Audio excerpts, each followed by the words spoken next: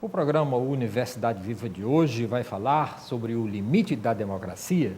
E para tratar deste assunto, nós estamos recebendo aqui nos estúdios do Dr. Manuelito Eduardo Campos, da Faculdade Integrada da Grande Fortaleza, com muito prazer, o Dr. Djalma Pinto, ele é advogado, especialista em questões eleitorais, e o professor Adolfo Marinho, e que é atualmente o diretor de expansão da Faculdade Integrada da Grande Fortaleza. Eu vou pedir aqui um pequeno intervalo, em seguida nós voltamos para falar sobre o limite da democracia. E para pensarmos em limites da democracia, devemos, primeiramente, levar em consideração a base do pensamento democrático de Aristóteles, quando os poderes deliberativos, a jurisprudência e todas as decisões envolvendo a sociedade ali presente eram decididos pelos cidadãos homens da polis, até a consolidação dela pela Declaração Universal dos Direitos Humanos, na ótica crítica, observando anteciosamente se os direitos assim pregados por ela são mesmo respeitados e se ela não perde todo o seu enfoque por estar tão atrelada à economia nos dias de hoje. É raro encontrar hoje em dia quem diga em público ser contra a democracia. Dizer isso pareceria tão grave quanto ser contra o amor ou contra a preservação da natureza. Mas, por trás dessa unanimidade, esconde-se conflitos, diferenças radicais, porque é verdade que toda unanimidade é burra, mas a burrice está em impedir que as divergências apareçam e que os conflitos se mostrem. Aliás, o nome mais adequado nem é burrice, é ideologia mesmo. A ideia de apresentar a democracia nos seus limites é destravar esse mecanismo ideológico que esconde as diferenças. O limite é aquele momento em que democracia deixa de ser uma palavra piedosa para mostrar que se faz de conflito, e no conflito é que a própria ideia de democracia é objeto de uma luta política. Mas no limite significa também que as formas atuais das instituições democráticas parecem esgotadas e sem vitalidade. O outro lado da unanimidade é também o desencanto e a desesperança. O limite põe em aquém e um além. Nada garante que a luta política pela realização da democracia vai levar automaticamente a avanços sociais que a vivifiquem, nem que possa haver regressão e sobre aspectos. Esse horizonte ambíguo do limite só se mostra para quem se põe a ver na democracia mais que um mero regime político, mais que uma simples forma de governar a sociedade. É um horizonte que se aparece para quem reconhece na democracia uma forma de vida, uma cultura política que molda o cotidiano e que produz o dissenso regrado e de uma convivência conflituosa. O povo brasileiro tem aversão ao conflito, que é sempre associado ao caos.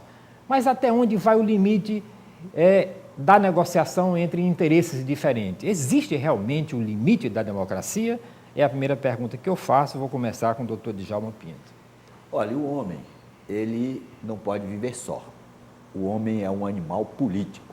O Aristóteles afirmou isso lá na Antiguidade Clássica. Então, por ele necessitar dessa convivência, de precisar da sociedade, ele tem que ter limites. Ele tem que ter os direitos assegurados, que esse é a grande conquista da humanidade a partir de 1776, com a Declaração da Independência da Virgínia, nos Estados Unidos, que se incorporou depois na Constituição Americana, depois da Revolução Francesa, etc. Mas o fato é que o Estado assegura os direitos, mas também é preciso que no exercício desses direitos haja o limite para o seu exercício. E qual é o limite do direito que deve ser observado pela democracia? Até o momento em que o direito de uma pessoa passe a causar dano ao direito do outro. Então, é nesse momento que o Estado precisa intervir para evitar o caos na sociedade que lhe compete ordenar. Onde é que está, onde é que foi bolado essa compreensão do limite da liberdade ou do limite do direito? na própria Declaração Universal dos Direitos do Homem e do Cidadão, lá da Revolução Francesa de 1789. Então, você tem os direitos e tem os deveres. Cabe a você exercer o seu direito até o ponto em que esse direito não causa dano ao outro. A partir do momento em que ele causa dano ao outro, você já não está mais exercendo o seu direito, você está incorrendo num abuso de direito que pode resultar num ato ilícito e que o dano causado também pode importar para você a obrigação de ressarcir. Então, pode-se dizer que a democracia busca conter o poder, assegurar os direitos fundamentais e garantir a liberdade. Mas essa liberdade, evidentemente, tem que ser respeitada para a preservação da ordem. A liberdade sem ordem gera o caos. E o excesso de ordem, quando suprime a liberdade, gera a tirania ou a ditadura. Doutor Adolfo. Bom, eu estou feliz de participar desse programa, revendo um companheiro, Djalma Pinto, conheci quando foi procurador e ao servir ao Estado com competência, com honradez e com muito espírito público. Mas eu fico mais feliz ultimamente, isso quero fazer um registro de homenagem, que hoje o Djalma se dedica a 3 assuntos básicos: a criança, a educação e a política. E por isso se tornou um escritor e dedica boa parte do seu tempo e da sua inteligência nessa pregação como voluntário. Então, nesse sentido, eu faço o registro e nada melhor saber que nós estamos aqui discutindo sobre democracia. Para muita gente, democracia existe quando tudo acontece conforme a sua vontade. Aí é democracia. Se contrariar a sua vontade, é autoritarismo, é tirania. Mas, na verdade, a primeira ideia de democracia é um produto da invenção da cidade.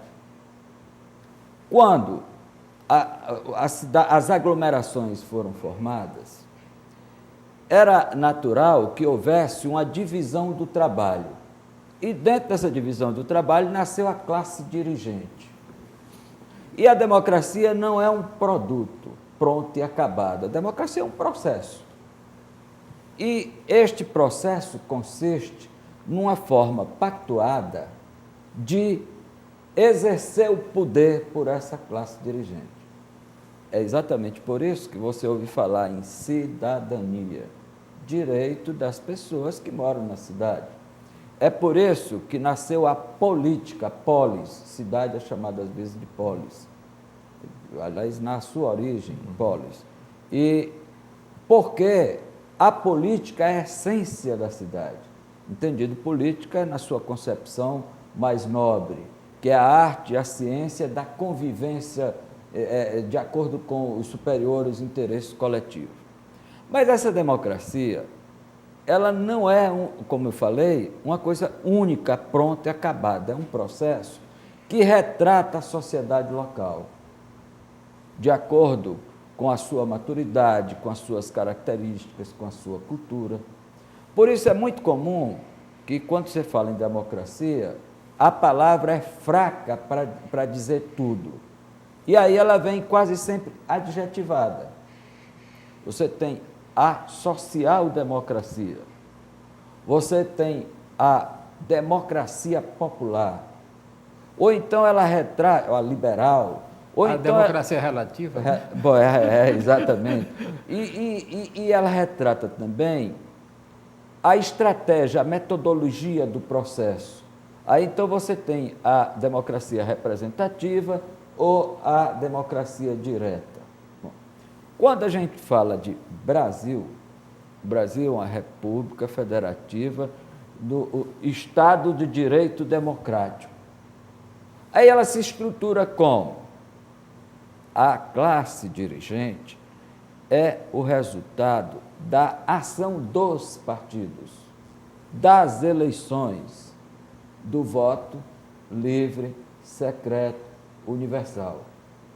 Isso tudo para gerar essa ambiência de responder exatamente o que você falou. como construir o consenso? Aí se diz, então, democracia é o poder da maioria? É. Só que até esse poder da maioria tem limites. Tem que respeitar a minoria. É um limite. A maioria não pode desrespeitar direitos fundamentais, como direito à vida, como direito à liberdade de expressão, de mobilidade, a liberdade de pensamento, a liberdade de opção religiosa, de opção sexual. A maioria não pode reprimir isso. Então, qual é o limite da democracia? É o limite que for pactuado. Não é verdade que a democracia existente no Brasil é tal qual a democracia existente em outros países. E, lógico, que hoje a democracia é um valor universal. Não sei se o Djalma concorda, mas, pelo que eu percebo, na história nunca houve um período em que a democracia fosse tão dominante no mundo, entendeu? Os poderes autocráticos, absolutistas, eles têm caído, entendeu? Qualquer que seja a inclinação, a inclinação teoísta, a inclinação socialista, todo o mundo hoje não aceita mais isso. Evidentemente que estão gerados os conflitos. Porém, os limites estão definidos. Se você chegar... Porque a democracia brasileira, é bom que eu coloque, ela não é só uma ideia. Os princípios, as condicionantes, a forma de exercer a democracia está na Constituição, como no condomínio está na Convenção, como numa associação qualquer está no Estatuto. Enfim, escrevem-se os conceitos, as prescrições de acordo com aquela sociedade. E na democracia, na Constituição brasileira, está lá muito claramente que você tem que respeitar o direito de ir e vir, você não pode estar parando tudo que você quer a qualquer hora. Está lá escrito que há liberdade de expressão, mas não significa que eu tenho liberdade de degradar o patrimônio, porque o direito à propriedade é um direito que deve ser preservado. Isso tudo, olha, no artigo 5º da Constituição, há 72 incisos, olha a abundância, colocando todas essas circunstâncias em que vão dar a cara da democracia. E lá no artigo 129, diz, por exemplo, que cabe ao Ministério Público zelar pelo patrimônio público. Eu estou dizendo tudo isso em função das manifestações. Tudo que está acontecendo, o remédio para isso está lá escrito na Constituição, vai cumprir ou não. Inclusive, um detalhe que eu não posso esquecer, o preso tem direito de saber o nome de quem prendeu e de quem está interrogando. Então, há uma riqueza de detalhe na Constituição. Então, se você quiser me perguntar qual é o limite da democracia no Brasil, está na Constituição. Ok, eu vou pedir aqui um pequeno intervalo e em seguida voltamos discutindo o limite da democracia aqui no programa Universidade Viva. Se você quiser sugerir temas para o nosso programa, o nosso e-mail é fgftv@fgf.edu.br. O programa Universidade Viva hoje está falando sobre o limite da democracia. Queria colocar aqui o doutor Djalma Pinto na conversa e queria dar um exemplo prático que aconteceu recentemente em Recife. Foi proibido lá em Recife, né, os manifestantes usaram aquela máscara e com aquela máscara ter o poder de se esconder e quebrar o que eles quisessem, né? Mas me parece que a justiça disse que não, que em nome da democracia, que em nome, né, do direito de liberdade de expressão, não sei que expressão é essa, né, o cara podia mesmo colocar aquela máscara e sair quebrando e depredando o patrimônio público. E esse é a democracia que nós temos? Olha, todo direito, ele tem que ser contido quando ele se transforma em abuso. O direito, como eu disse, tem que ter limite. Então, e também ele tem que ser aplicado em função das circunstâncias, da realidade onde a norma incide. Se você tem um quadro realístico, de manifestantes que ficam encapuzados para destruir aleatoriamente o patrimônio alheio, o patrimônio público, privado, etc. Então, você tem que levar em consideração, na aplicação do direito, essa circunstância. Então, a liberdade de expressão tem que ser exercida, tem que ser assegurada. Isso é ponto pacífico. Agora, tem que haver uma modulação em relação ao exercício desse direito. Na medida em que as pessoas encapuzadas comprovadamente utilizam desse anonimato para dilapidar o patrimônio privado ou o patrimônio público, o aplicador da lei tem que levar em consideração essa circunstância para não incorrer num absurdo de tutelar aquelas manifestações que são predadoras. A liberdade precisa ser conciliada. Nem o direito à vida é absoluto. Por quê? Porque no caso de guerra externa, a Constituição autoriza a pena de morte. Então, no caso, a liberdade de manifestação, ela não pode ser levada ao extremo de se permitir que o cidadão, a pretexto de que estou exercendo esse direito, coloque um capuz na minha face para quebrar e dilapidar tudo. Então, isso é uma modulação, o direito contempla essa previsão, sem que haja sacrifício da democracia. Agora, a propósito do que o professor estava falando, todo o regime hoje se diz democrático. Realmente, depois da Segunda Guerra Mundial e depois do queda do Muro de Berlim, todo mundo se diz democrático. Mas, realmente, para você vivenciar a democracia, você tem que educar o povo para realmente compreender o pluralismo, para que você forme o governante, para que ele não abuse do exercício do poder, saiba respeitar as maiorias e as maiorias convivam também sem impor de forma abusiva todas as suas pretensões, os seus interesses.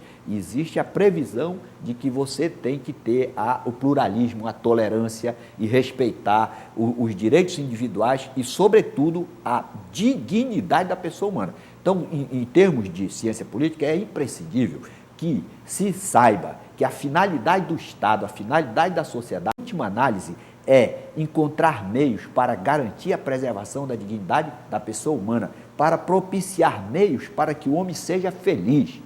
A partir dessa premissa, não há espaço, durante esse período tão curto que é a vida, para você ter a sua existência subjugada por tiranos, por ditadores, que levam em consideração exclusivamente o seu interesse, a sua dominação, a prepotência, a supressão da liberdade. Você imagina a pessoa ter uma vida para viver e não poder exercer a sua liberdade, ter a sua liberdade tolhida por caprichos, por objetivos escusos de pessoas que se julgam superiores e querem exercer o poder de forma indefinida. Então, me parece que o grande marco da democracia é essa possibilidade de alternância do poder com a prevalência da supremacia da soberania popular. Mas, doutor, eu queria saber o seguinte, né? De repente uma nação como os Estados Unidos, de repente ela decide, por exemplo, invadir, e por o berço da civilização universal, lá no Iraque, por exemplo, não, vou jogar uma bomba ali porque eu acho que tem isso, e isso é democracia? Olha, o problema aí é uma deformação de personalidade dos governantes, porque o Estado, ele não pode ser governado por toda a população. Então, porque é impossível a democracia direta diante da dimensão dos habitantes do determinado do Estado, a implantação da democracia representativa ou democracia indireta, em que o povo escolhe os seus governantes. É evidente que o Estado é uma abstração. Então, os governantes mal formados, pessoas com deformidade de personalidades, como é o caso do Bush, podem conduzir a nação a situações vexatórias, como essa do caso do Iraque, em que ele mentiu assintosamente para a população, ludibriou a boa-fé do povo americano para jogar bomba lá no Iraque, quando o Iraque não tinha realmente armas químicas, não tinha nada. Então, aquilo foi um estelionato, foi uma ação nociva à humanidade, fruto de mente deformada, de patológica, que não estava à altura do cargo para a condução daquela nação. Então, o que é que o povo tem? Devia ser herança genética, porque o pai já tinha feito isso. Exatamente. Então, o que nós precisamos é qualificar o homem para o poder e para ter alternância no poder. Você tem um exemplo que é emblemático, um exemplo que deve ser seguido por todas as gerações do planeta. Nelson Mandela foi preso durante 27 anos, torturado, oprimido, execrado. Quando voltou ao poder, só quis ficar no poder 4 anos. Fez a reconciliação, indicou brancos para serem seus seguranças, rompeu com aquele ódio que caracterizava a sua nação, fez uma contribuição para a humanidade inestimável, precisou só de 4 anos. Então nós temos mentes equivocadas que julgam que o poder é para ser objeto de perpetuação, de imposição dos seus interesses.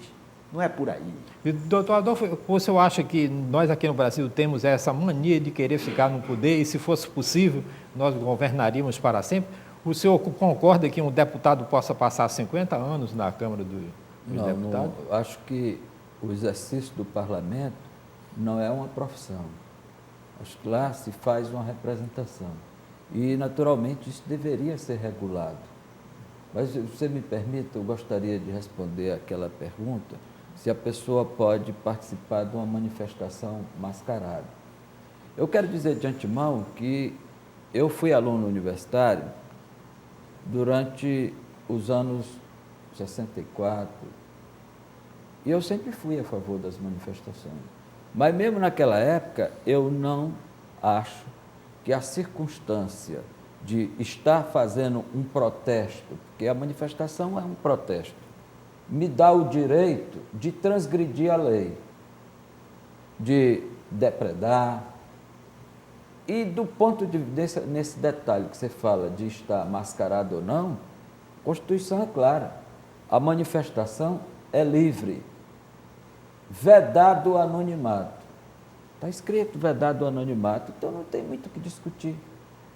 Então, o que há hoje em dia é que há uma insatisfação, e o que chama atenção no Brasil é que essas manifestações são movimentos nascidos na classe média, que até hoje tem se mantido indiferente, entendeu? Apesar de pagar de forma dupla educação, saúde, previdência, segurança. E agora há uma insatisfação porque já passou do limite. Então, a população não está satisfeita com o desempenho das autoridades e vive aborrecida e, mais do que isso, enojada com tantos exemplos de desvio de recurso público. E ela, então, está indo à rua porque não suporta mais a violência, porque a inflação já começa a pegar, porque a questão da mobilidade urbana é insuportável. Mas isso justifica, doutor Adolfo, por exemplo, aqui, trazendo por um exemplo local do Parque do Cocó, o manifestante, quando recebeu a ordem judicial para desocupar, disse que não faria isso, sob hipótese alguma, que iria se amarrar e que não ia cumprir ordem judicial alguma, porque o Estado não cumpre a ordem e que não deveria derrubar uma árvore. Isso é democracia? Vou chegar nesse ponto agora. Então, essas manifestações são legítimas, mas não é se a causa é legítima que me dá direito de fazer tudo e qualquer coisa.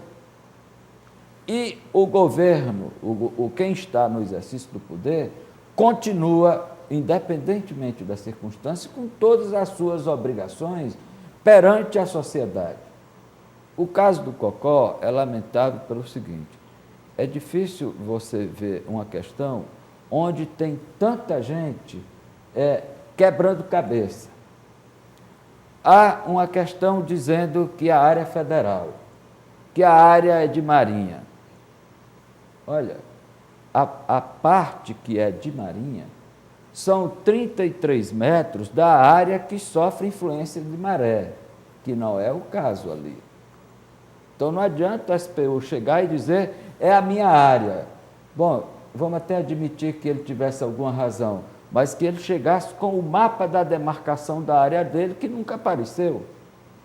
Bom, E de quem é a área? A prefeitura tem o cadastro da propriedade, ela é que tem todo o cadastro imobiliário. Será que aquela área é de particular? Ou será que ainda é uma área da CAGES onde foi uma extração de tratamento de água? Mas quem tem que saber isso é a prefeitura, no cadastro imobiliário.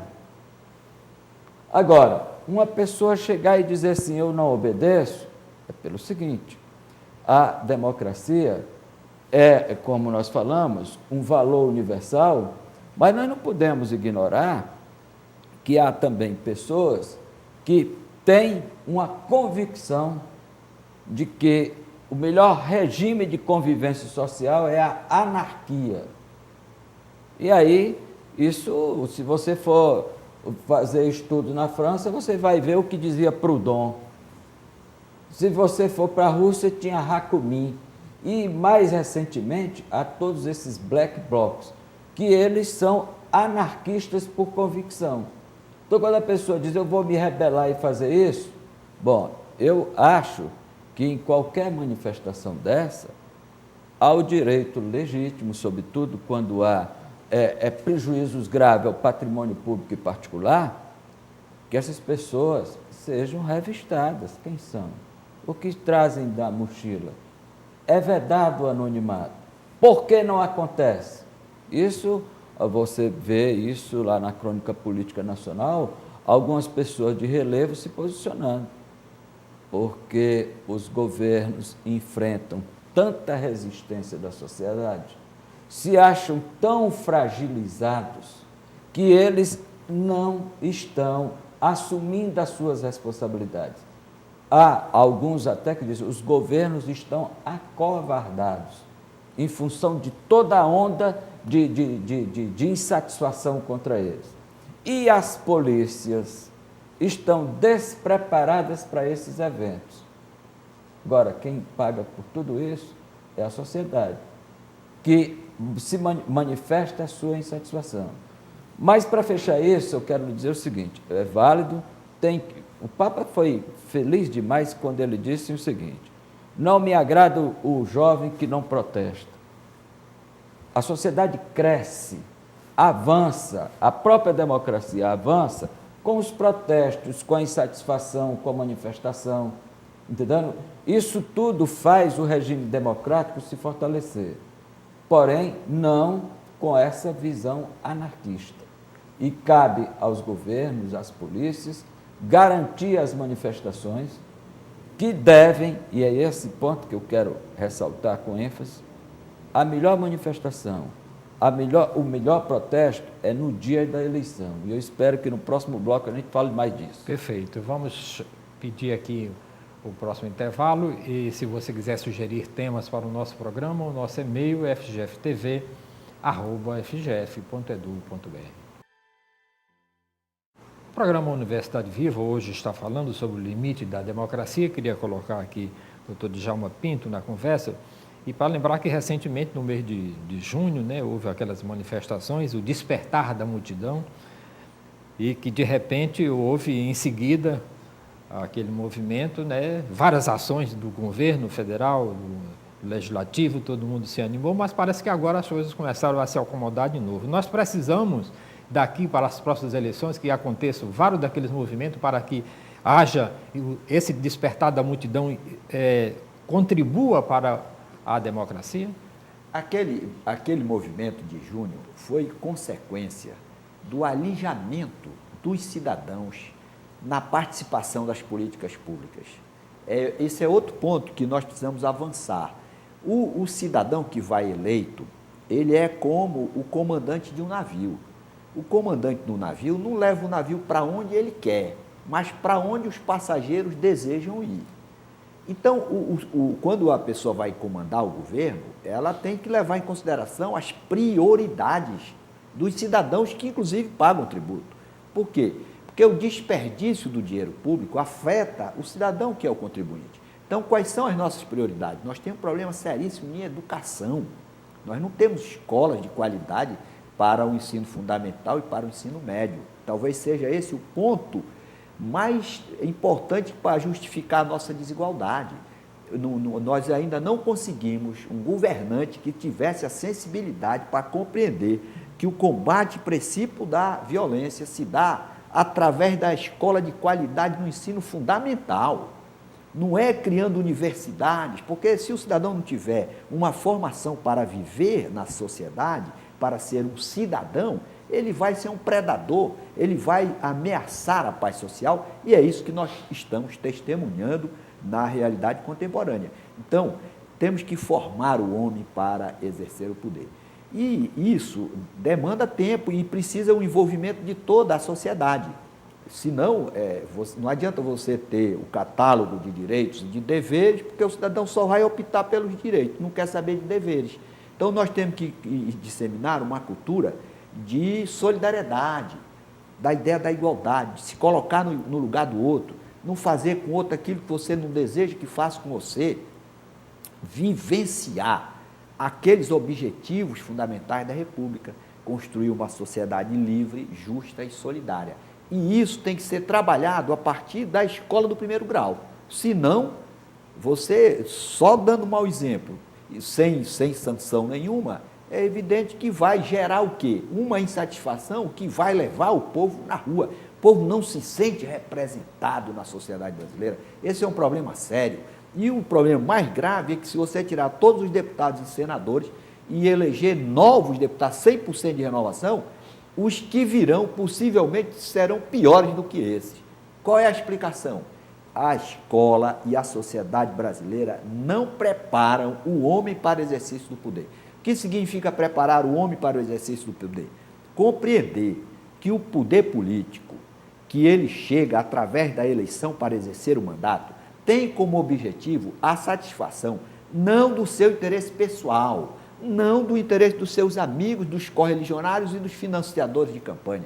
O objetivo princípio para quem vai exercer o mandato é realizar o bem comum, fazer o melhor pela coletividade, engrandecer o seu nome, para ser uma referência, para ser um exemplo, um paradigma para as gerações que virão. Então, o problema é esse, o cidadão quer o poder para extrair proveito pessoal, para aumentar o seu patrimônio, com uma consequência. Não sofre a aplicação da sanção, nem devolve o dinheiro desviado. Isso gera indignação no povo que se vê não representado. E mais, essa insatisfação é maximizada quando você estabelece prioridades absolutamente incompatíveis com a necessidade mais urgente do povo.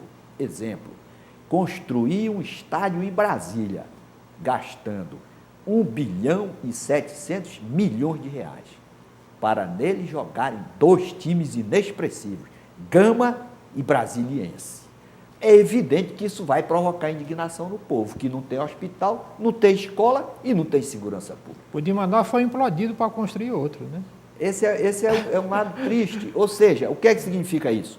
Que os governantes brasileiros precisam urgentemente compreender que política pública tem que levar em consideração, na sua formatação, na sua formulação, o interesse da coletividade, não a sua vaidade, não o interesse de órgãos internacionais, de quem quer que seja. Governar, estabelecer as prioridades e buscar executá-las com eficiência. Como? Escolhendo pessoas sérias, competentes e dedicadas. Isso é que a escola pública e privada precisa urgentemente disseminar na cabeça de cada jovem, para que quando ele se tornar governante, ele não se torne um predador da coisa pública. Doutor Adolfo, o senhor acha que nas próximas eleições nós vamos começar a resolver esses problemas? Claro, tem expectativa que em cada eleição o país melhore. E agora muito mais, porque as comunicações no Brasil, elas sempre foram dominadas por grupos familiares, ou políticos, sim, empresariais ou familiares. O advento das redes sociais trouxe a capacidade de uma pessoa só falar para muitas pessoas, expressar suas ideias, trocar as ideias e possibilitar a sua organização. O que falta, ainda falta muito, e eu concordo com o Djalma, é que a democracia se assenta em 3 pilares. O primeiro pilar é o pilar da transparência. A sociedade tem direito de saber o que é que o governo está fazendo. Quando eu vou votar, eu não voto em autoridade. Eu voto numa pessoa que é o empregado da sociedade. E ele tem um prazo para aquele trabalho, ele é um temporário, 4 anos. Para ele voltar a trabalhar ali, ele tem que ser reeleito. Bom, mas é preciso também que a sociedade saiba o que ele faz em nosso favor, com o nosso dinheiro. Vou dar um exemplo simples. Eu fico numa dúvida enorme quando eu vejo discutirem as questões do médico. E eu teria necessidade, e não vou longe não, uma cidade como Fortaleza. Quais são os equipamentos de saúde que existem? Coloque na internet qual é a equipe que trabalha lá, em que horário. Porque não são poucos os episódios de que no mesmo horário a mesma pessoa trabalha em vários lugares. E duvido que haja alguma autoridade desta área, estou dizendo essa área médica, mas podia ser de educação, de política, podia ser de tudo, que coloque dentro, na entrada do posto de saúde, um painel eletrônico com o nome do médico, a sala em que ele trabalha e o horário. E disponibilize o endereço de telefone, de tal forma que o cidadão que chegue, quer ser atendido e diz, não tem médico. Por quê? Aí ele não sabe nem quem é, nem qual é o horário, nem que seria a sala, nem onde ele mora. Na hora que houver transparência disso, estou dando um só, começa a resolver. Porque se a pessoa não pode ir porque paga pouco, e há muita gente aí dizendo, mas os médicos cubanos estão ganhando R$4.000, tem muito médico brasileiro que ganha menos do que isso. E para que fica no emprego? Não estou nada... São R$10.000 os médicos cubanos. Os que é para ir para o interior. Não, os cubanos, 10 mil para o país. E o país paga a eles o equivalente a 4 mil. Estou só querendo falar um pilar da democracia, que é a transparência. Outro pilar é a participação. Ou seja, as pessoas, através do parlamento, têm os seus representantes de participação. Mas existem N conselhos que permitem a participação. As redes sociais e tudo mais, tudo isso é participação. Aí vem o outro ponto que também o Djalma falou, a alternância. Infelizmente no Brasil, a começar pelos partidos, porque a origem de tudo são os partidos, são meros cartórios onde as pessoas se inscrevem para participar das eleições. A partir daí, os deputados, eles são ligados aos seus apoiadores. Até porque qual é a posição do partido? Vou lhe dar um exemplo. Quando se discutiu o desarmamento ou não, qual foi o partido que se pronunciou? Ninguém. Não. Entendeu? Personalidades apareceram. Agora, com as manifestações, qual foi o partido que se apresentou? Nenhum. Então, os partidos são organizações, hoje, aí vamos usar a palavra do nosso presidente do STF, ele disse que os partidos são de mentiria, né? Então, na verdade, os partidos são um local onde prevalece o patrimonialismo. Alguém é dono dos votos, quando sai põe o filho, a mulher e fica... esse tipo de democracia tende a se acabar na medida em que avançar o trabalho de redes sociais, porque político, governante, é um empregado da população que só trabalha bem movido à pressão. Então, essas manifestações são ótimas, desde que ela tenha objetivos, ela tenha consistência, ela tenha persistência. O governador Cid Gomes hoje entrou no Facebook e abriu uma página e disse que ele que ia dirigir a página dele, né? Porque quando a gente vê nessas redes sociais que alguém do governo está, você sabe que não é uma equipe que está fazendo isso. Você acha que isso é uma maneira do governador falar e com a sua agente? O governador tem uma qualidade muito interessante, que é a voluntariedade. Ele gosta, ele se empolga, ele vive isso. Agora, evidentemente, para as pessoas que têm vivência em poder público, sabe que um governador não vai dispor desse tempo para manter esse diálogo com sequência. Esse momento ele está motivado, que faça, porque o problema que eu vejo no governante é quando ele vive só de opinião de assessores, quando ele não conhece a realidade, quando ele não se aproxima. Toda vez que um governante procura ele próprio dialogar, merece meu aplauso. O que é que você acha, professor? Eu acho que é um ponto positivo, por quê? Porque nós consagramos o pluralismo, nós temos que admitir o direito de crítica. E a crítica é um instrumento mais eficaz para você corrigir determinados rumos no gerenciamento da coisa pública. Quando você tem só unanimidade, só aquelas pessoas aplaudindo, dizendo amém a tudo que você quer, você perde a sintonia com a voz das ruas. E depois, quando termina o governo, aí você vai ver que não atendeu às expectativas dos cidadãos. Então, todo governante deve ter aquele segmento da população, aquelas pessoas críticas para ouvir. Porque, realmente, se você não é perfeito, ninguém é perfeito como ser humano. Você, no governo, comete equívocos. E cabe exatamente à oposição cumprir esse papel. Infelizmente, isso também é outra razão dessas manifestações. Infelizmente, a oposição praticamente não existe no Estado, no município, nem na União. Então, o povo que ficou divergindo das ações governamentais perdeu os seus porta-vozes, que a democracia coloca, que são exatamente aqueles que foram eleitos para exercer o papel de oposição.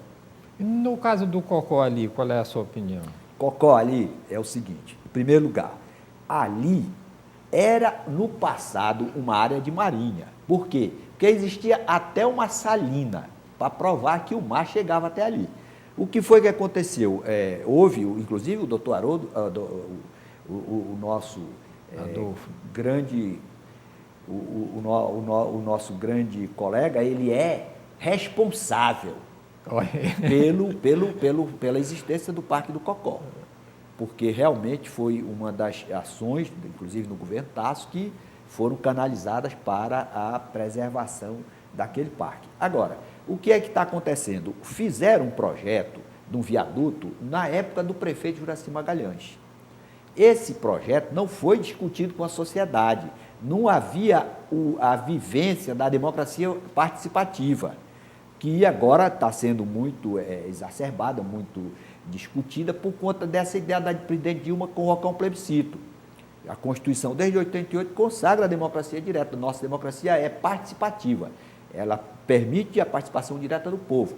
Então, o que é que acontece? Naquele tempo não fizeram isso. Agora, a obra é urgente, porque já passaram mais de 10 ou 14 anos e a obra não foi executada. Houve um crescimento na quantidade de veículos e essa obra agora ela é imprescindível, infelizmente. Então, qual é a conclusão que se tem? Os que defendem a natureza cumprem um papel muito importante para a sociedade, são pessoas abnegadas, idealistas, temos que reconhecer, os excessos e tal, mas são pessoas que têm essa compreensão. Agora, infelizmente, a obra é imprescindível e, na minha avaliação, inadiável. Por quê? Porque ficou um estrangulamento em decorrência de outra política do governo de liberar a compra de carros. Ao invés de se fazer metrô, se optou pelo transporte individual. Isso sobrecarregou as ruas e agora virou um caos e daqui a pouco o pessoal vai começar a morrer do coração, vitimado por estresse. O senhor concorda com isso, doutor? Não. Em tese, sim, mas gostaria de fazer uma série de observações. A área de marinha é do leito do rio até onde, quando extravasa e sofre influência de maré. Até chegar onde está, é longe e é alto. Eu duvido muito que seja terreno de marinha. Aquela área em discussão. O parque se estendeu até aquela área onde tem um anfiteatro. Aquele terreno era da CAGES, porque ali era uma estação de tratamento. Foi uma extensão do parque. Portanto, essa discussão de terreno de marinha, terreno federal, é muito simples, para que discutir tanto? Aí os juízes concedem liminar, caçam liminar. Cadê o mapa? Explica isso aí, fisicamente define o que é a área de quem e quem. Segundo, o meio ambiente do Ceará não passa de alguns metros quadrados, porque só se discute o meio ambiente, Parque Cocó. Parque Cocó é um parque linear que começa lá na praia e vai até Pacatuba. Mas para o grande público, o Parque Cocó é aquela área de frente a alguns prédios onde muita gente que está motivado mora em frente. Então, na verdade, você tem a Barra do Ceará, que é belíssima, você tem a Lagoa de Parangaba, você tem N coisas aqui de meio ambiente. O meio ambiente se restringiu ali por questões bem, no mínimo, eu vou dizer que é uma idiosincrasia, para dizer o mínimo. O parque é tudo e vamos defender tudo e tem todo o mérito. Agora, a questão do viaduto. Em primeiro lugar, é o seguinte: todos os projetos que estão sendo feitos na área de transporte aqui são projetos de UTI. Há alguma coisa e o governante aparece com a solução heróica e definitiva que é um mero paliativo, entendeu? Porque há um erro de concepção de modelo de cidade. Nós estamos cada vez mais concentrando tudo aqui no quadrante de ouro, Aldeota, Meireles e tudo mais. Todas essas obras de Metrofó e até as obras da Copa são obras que não atendem a população de Fortaleza na sua maioria. Atendem apenas uma pequena parte do território e que consagram um modelo que nos condena, o modelo de trazer mais gente para o quadrante de ouro. Então, aquele viaduto, ele se tornou necessário não só por essa tendência concentradora, mas por um grande erro de implantação de projetos. Se você estiver do lado do Cocó e você avançar no sentido do sertão, olhe quantas instituições, quantos estabelecimentos de enormes áreas estão colocadas ali. Você criou um obstáculo imenso à circulação. De manhã é um sacrifício enorme você andar em toda aquela região. Então, fazer um viaduto, não tem dúvida, alguns carros vão passar mais rápido ali, mas muito longe de resolver o grave problema de mobilidade urbana. Então, esse viaduto, ele é a expressão de uma solução de última hora para salvar alguma coisa que não vai salvar. Devia haver, pelo menos, a necessidade de estudar muito mais profundamente a questão. E já que eu quero discutir o Cocó, por que eu não tenho um projeto de um parque linear da praia até Pacatuba, fazendo as suas margens, não o que eu encontrei quando eu trabalhei lá, que era para ser um canal e uma pista estreita de um lado e do outro, como é em São Paulo, Tietê e tudo mais. Aquilo ali é para ser ao natural. Agora, mesmo sendo ao natural, cabe motovias, ciclovias, a mata ciliato, isso aí é o projeto do Parque Cocó, não aquela discussão de alguns metros quadrados. E agora, para fazer justiça, o professor Adolfo Marinho, ele é o responsável, inclusive, pelo Cocó, conhece como ninguém, foi um dos pioneiros para o saneamento do Ceará, quando exerceu a função de secretário, deu uma contribuição valiosíssima para a sociedade cearense. E ninguém mais autorizado do que ele para falar sobre esse tema. Então, eu agradeço muitíssimo a presença dos senhores aqui no programa Universidade Viva, que hoje discutiu o limite da democracia.